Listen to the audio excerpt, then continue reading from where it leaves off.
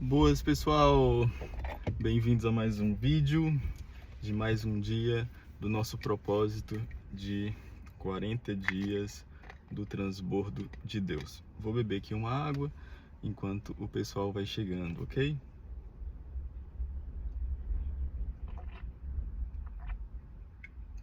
Preparando. Aqui onde eu estou nesse momento tá bastante quente. Tá normal a garganta ficar um pouco seca. Pessoal, igual eu comecei falando, nós estamos num propósito de 40 dias do transbordo de Deus. E aí cada dia tem uma mensagem diferente. E essas mensagens não estão ligadas entre si, ok? Pelo menos até o momento. Pode ser que depois pode ser que faça sentido no futuro a gente ligar uma coisa a outra, mas a ideia inicial é que cada mensagem seja independente uma da outra e seja uma mensagem nova que vai nos ajudar a entender mais como nós iremos transbordar de Deus. Ok, pessoal? Hoje eu quero falar com você sobre o tema: a oração pode nos tirar da prisão. A oração pode nos tirar da prisão. Eu gosto de uma passagem que está lá no livro de Atos, que mostra que Pedro estava pregando o evangelho, né? O discípulo Pedro. Jesus já tinha sido assunto aos céus, o Espírito Santo já tinha descido no dia de Pentecostes, ali em Atos 2, e os discípulos começaram a exercer o ministério, começaram a pregar o evangelho, começaram a curar enfermos, começaram a fazer a obra de Deus. E vários milagres foram acontecendo, e como é óbvio, algo que é novo normalmente gera algum espanto, ainda por cima algo da parte de Deus. Então o inimigo estava furioso com isso, então tentou a todo modo usar pessoas, usar situações, usar coisas, usar até leis para tentar barrar a igreja do Senhor, para tentar parar o povo de Deus, para tentar parar as pessoas que estavam cumprindo a vontade de Deus. Mas nada pode parar a vontade de Deus. Nada, nada, nada, nada. Nem mesmo nós. Quando Deus quer agir, ninguém pode impedir. Lá na Escritura está escrito assim: agindo eu, Deus falando, agindo eu, quem impedirá? Agindo eu, quem impedirá? Eu quero que você tenha essa palavra no seu coração no dia de hoje. Se Deus decidiu agir na sua vida, em alguma área, em algum sonho, se Ele te deu algo, algum sonho, alguma promessa, ninguém pode impedir. Nada pode impedir, nem mesmo o tempo. Porque Deus tem o tempo certo para o momento certo, para as coisas certas acontecerem. O universo não fugiu do controle do Criador. Deus sabe exatamente. Nem sequer um fio de cabelo cai da nossa cabeça. A Escritura fala isso. O que a Bíblia a Bíblia quer dizer? Qual é a mensagem que a Bíblia quer passar para as nossas vidas quando ela diz que nenhum fio da nossa cabeça cai sem que Deus permita? Ela quer dizer que Deus se interessa até pelas coisas mais fúteis das nossas vidas. Ele se interessa por completo, e agindo Ele, ninguém pode impedir. Se Deus decidiu fazer algo na minha vida, na sua vida, ou através das nossas vidas, nada pode impedir, nem mesmo o tempo, porque Deus tem o tempo perfeito. Mas aquelas pessoas, quando viram os discípulos pregando o evangelho, curando enfermos, as boas novas se espalhando, as pessoas comentando sobre os milagres daqueles que eram ainda as pessoas chamadas do caminho, porque ainda não eram chamados cristãos, né? Ali numa fase inicial, o pessoal chamava o pessoal assim: é aqueles do caminho. Aqueles do caminho, porque eram as pessoas que seguiam o caminho de Jesus, seguiam as trilhadas de Jesus, aqueles que eram imitadores de Jesus. E essa ainda é a essência do evangelho, essa ainda é a essência do cristianismo. Nós temos que ser imitadores de Cristo e não definir uma identidade própria da nossa cabeça, de uma teologia pentadimensional, porque nós achamos isso ou achamos aquilo, porque nós temos isso, porque nós sonhamos isso ou aquilo. Não. É tudo sobre Jesus, o evangelho é cristocêntrico e sempre vai ser. Nós continuamos sendo imitadores de Cristo. Imitadores de Cristo, como os discípulos foram ali no início. E imitaram Jesus. Jesus curou enfermos, Jesus expulsou demônios, Jesus libertou pessoas e eles continuaram a obra de Jesus, mas aquilo gerou um alvoroço. As pessoas não estavam gostando disso. As pessoas de autoridade, os religiosos daquela altura, os fariseus, as pessoas que achavam que tinham Deus, mas na verdade eles tinham apenas a lei. A Escritura fala que a lei mata, mas o Espírito vivifica. Eles tinham a noção daquilo que eram as ordenanças de Deus, mas eles não conheciam a Deus. Eles sabiam que Deus tinha dado como ordem há um tempo atrás para Moisés, na lei, mas eles não conheciam o autor da lei. O propósito de Deus nunca foi que a gente conhecesse apenas a lei, mas que a gente, através da lei, pudesse conhecer o autor. O propósito de Deus sempre foi nos aproximar da sua presença. Sempre foi. E se a gente for resumir tudo aquilo que Jesus fez, tudo que Jesus fez, vir ao mundo, encarnar em homem, em forma de homem, sair da sua glória. A Escritura fala que antes do princípio Jesus já existia. Antes de tudo ele já era. Então Jesus sai da sua glória, vem à terra como Filho unigênito de Deus, se entrega no nosso lugar para que de unigênito ele se torne primogênito, para que nós também pudéssemos nos tornar filhos de Deus. E ele faz esse rolê todo, essa volta toda, é humilhado,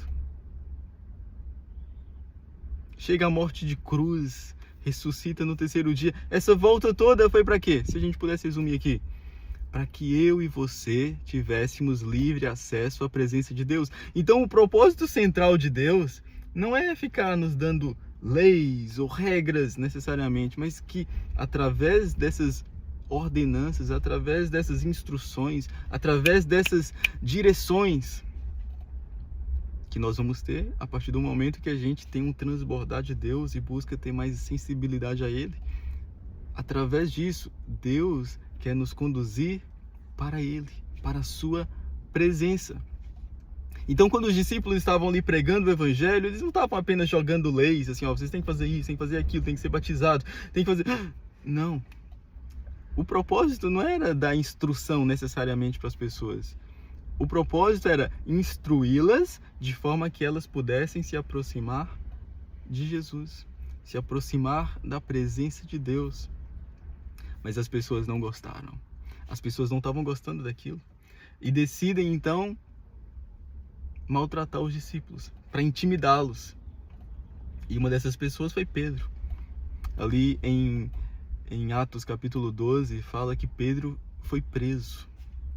Mas o que eu acho interessante é que no versículo 5 diz: Pedro foi preso, mas, olha só, mas havia oração incessante a favor dele por parte da igreja. Pedro foi preso, mas ele não foi esquecido. Pedro foi preso, mas havia pessoas orando por ele. E sabe qual é a parte interessante? É que a Escritura fala que a um determinado momento Pedro estava ali no cárcere, preso. E ali até em Atos 12, depois você pode fazer uma leitura, inclusive até te recomendo fazer essa leitura. Você vai ver alguns detalhes, que tinha várias etapas, vários portões, várias grades ali. Pedro estava preso, havia pessoas cuidando dele, vigiando ele, mas o anjo do Senhor aparece ali e liberta Pedro e diz: levanta e vamos. E a Escritura fala que eles começaram a passar pelos portões e os portões se abriram automaticamente. É verdade, tá na Bíblia isso, tá lá na Bíblia. Talvez o primeiro portão automático da história foi ali, naquele momento, com Pedro. Agindo Deus, quem impedirá? Ninguém impedirá. Ninguém pode impedir o agir de Deus na minha e na sua vida. Às vezes existem momentos em que cumprir a vontade de Deus, fazer a vontade de Deus, ou às vezes até alguma negligência da nossa parte, pode nos prender em algo, em alguém, em alguma situação, em algum sentimento. Mas se a gente tiver oração, nós podemos ser libertos. Então é muito importante ter oração. A oração é muito importante. É muito importante nós termos a humildade de reconhecer que nós precisamos da oração de outras pessoas. Há pessoas orgulhosas que pensam, não, eu tenho livre acesso a Deus através de Jesus. Jesus já fez a obra consumada ali na cruz, ele me deu livre acesso à presença de Deus. Eu não preciso de pessoas, eu não preciso de líder, eu não preciso de pessoas para me ajudar, eu não preciso de pessoas para orar por mim, eu não preciso, eu tenho livre acesso. Pedro, sendo um dos discípulos mais importantes de Jesus, uma pessoa que andou com Cristo, precisou de oração. Pedro, lembra? Atos 12, versículo 5. Pedro estava no cárcere, mas havia oração incessante a Deus por parte da igreja a favor de Pedro e as prisões que tentavam prender Pedro. Aquilo que tentava parar o propósito de Deus na vida de Pedro foi despedaçado. Não suportou o agir de Deus, porque agindo Deus, ninguém pode impedir. Então nós precisamos de oração. A oração quebra cadeias. A oração pode nos levar à liberdade. Mas tem aqui também um outro detalhe que a gente precisa pensar. Há pessoas que pensam assim, a oração poderosa é quando alguém ora por mim. A oração que vai me libertar, a oração que vai me levar a experimentar algo novo, a oração que vai me levar a experimentar um transbordo de Deus, é a oração da igreja, é a oração do líder, é a oração do pastor. Olha só Pedro estava preso e a igreja orava e ele foi liberto e as coisas aconteceram. Aquilo que tentava prendê-lo já não conseguia mais prender. Por quê? Porque a igreja orou por Pedro. Então, eu preciso de oração. Eu só posso crescer, eu só posso romper na vida, eu só posso experimentar um transbordar de Deus se eu tiver oração de alguém. Você já conheceu alguém dessa forma? Ou você é assim? Que acha que a oração é só se alguém colocar a mão na sua cabeça e orar. Que acha que a oração poderosa é a oração do líder. Mas eu vou te dar um outro exemplo. Se a gente for ali mais à frente no livro de Atos, se eu não me engano, em Atos capítulo 16, a gente vê um outro exemplo de duas pessoas presas. Só que essas duas pessoas tiveram um desfecho um pouco diferente. A escritura em relação a Pedro, em Atos 12, fala que Pedro estava preso e a igreja orava por ele. Mas ali em Atos 16, se eu não me engano, estava ali Paulo e Silas. E a escritura fala que por volta da meia-noite, os dois começam a orar, começam a louvar a Deus. E de repente vem um terremoto e faz com que todas as cadeias se partam. A oração individual deles, de duas pessoas presas. Às vezes você está passando por alguma situação na sua vida que você se sente preso, que você se sente limitado e você pensa, não vou orar, eu preciso da oração do meu líder, eu preciso da oração de alguém, eu preciso da oração da igreja, senão não dá. Deixa eu te dizer, a oração de outras pessoas é importante, mas a nossa oração também tem poder. A nossa busca a Deus, ainda que nos sintamos limitados por alguma prisão, por algo que aconteceu, se nós orarmos, se nós buscarmos a Deus de todo o coração, se nós louvarmos, lembra? A gente falou há poucos dias atrás sobre sacrifício de louvor. Com certeza absoluta ali, Paulo e Silas estavam fazendo um sacrifício de louvor, porque Estar numa prisão de uma forma injusta é com certeza algo desmotivador, mas eles não ligaram para aquilo que eles estavam sentindo, eles simplesmente creram que Deus é sempre bom, então louvaram a Deus, adoraram a Deus, eles oraram a Deus, e as prisões não suportaram. Sabe o que eu acho interessante nisso?